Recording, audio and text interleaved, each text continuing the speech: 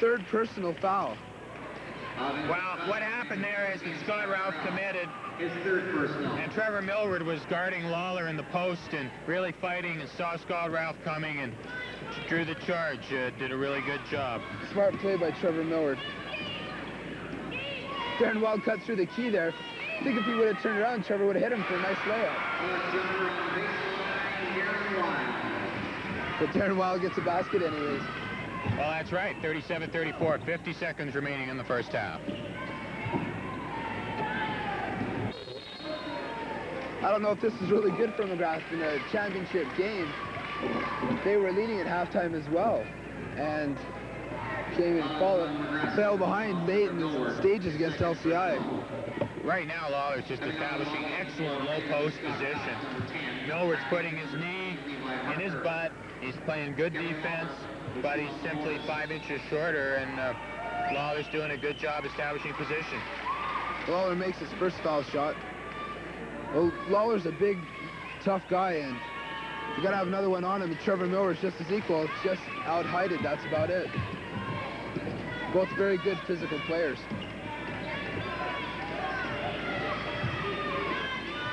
And Raymond's done an effective job with Balderson since Williams has gone on him. And there, Balderson cuts to the ball, and Williams tips it out of bounds. 31 seconds remaining in the first half. Zenith leading by 1 point. I presume the Zenith's going to go for one last shot here with about 5 seconds left. Well, I don't think they're going to be able to. The shot clock's at 16. I'm sure they'll use most of that time, though, if they can. If it was a kick ball, it might have been a reset. It would have been a reset, but just tipped out. The clock keeps on going. 10 seconds on the shot clock. Trevor Millward drives to the hoop. It's no good. He gets his own rebound, puts it in. It's good for Trevor Millward as he's fouled on the shot. You really got to respect a kid like Millward. He just works so hard. He's really undersized, and he wants to play underneath, playing against the trees. But he made a nice drive, couldn't finish, but got the ball, put it back in. Kevin Lawler picks up his second personal foul. It's probably kind of hard for Travis Tallstrip, too. Trevor's a little quicker than Travis is, and he beat him to the baseline, and that's why he got that basket. And, of course, Travis doesn't want to pick up his third foul. That's true. Travis is playing it smart right now. One shot, I'm sure. 10 seconds remaining in the first half.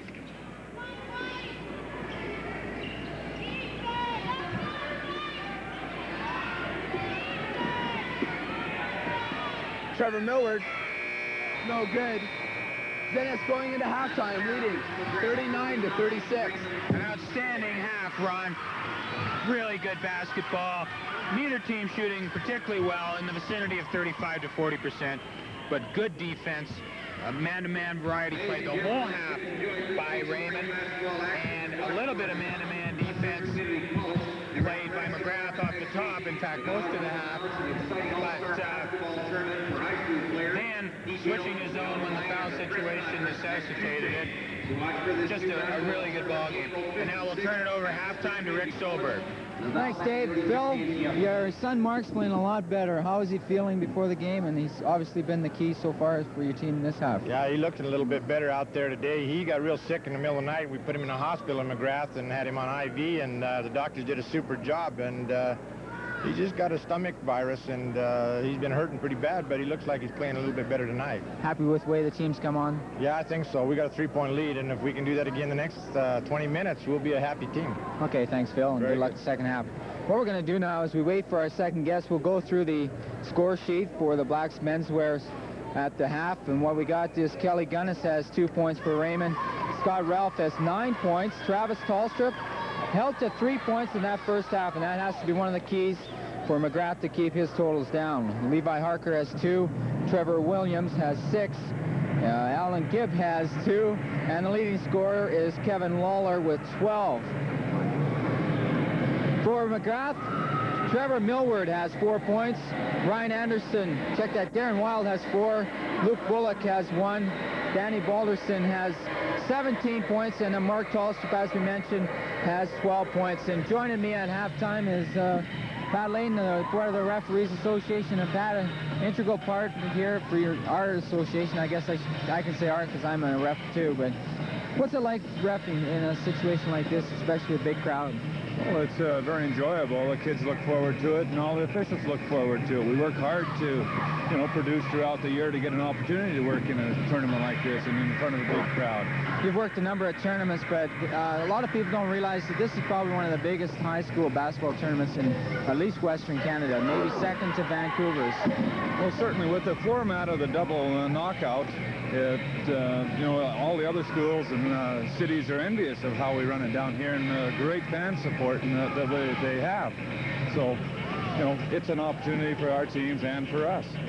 When you're working on the floor here, it's a lot of pressure on the officials, and is it getting better as the years go on, or is it pretty well the same? I think the pressure is within ourselves. We work hard. There seems to, people seem to think that we get a lot from the crowds, and they're into the game, we're into the game, and we only are out there to do what we're trained to do, and we learn to obliviate the things that aren't important to us, and that's very often is the crowd. A lot of people don't realize, too, that for officials, they, too, are trying out basically for provincial championships, too. Oh, you bet. You have to perform all year to get an opportunity to go to provincial. You're ranked and rated by, your peers and subordinates and that sort of thing. And it's a real honor to be selected to go to some of the tournaments. Okay, thanks a lot, Pat, for joining us at halftime. We're going to take a break right now. When we come back, we'll have second half action right after these messages.